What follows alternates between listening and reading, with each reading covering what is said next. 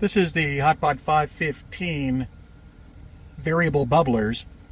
We are having a little bit of problem with foam that is being generated inside the bubblers.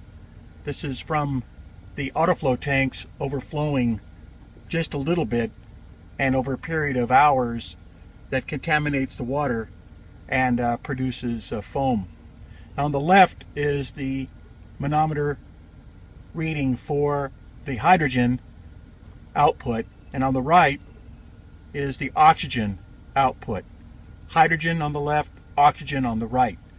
And I have adjusted the water level in the oxygen side to be slightly higher so that it needs to generate more pressure and keeps the output more pure hydrogen. And this is the wiring connection, which is solid, looks pretty good. Here's the autoflow tanks, separated hydrogen and oxygen. Now I've temporarily raised the output hoses up about a foot in order to help prevent the foam from entering the system. And I'm going to have to work on some type of a overflow tank or filter. Now in the engine compartment, I'm performing a test. I filled up a trash baggie with the hydrogen output from the Hotpot 515. Now this seems to be working very well.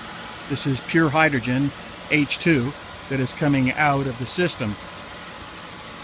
After the test, I will reintroduce the hydrogen back into the air intake and continue the road tests.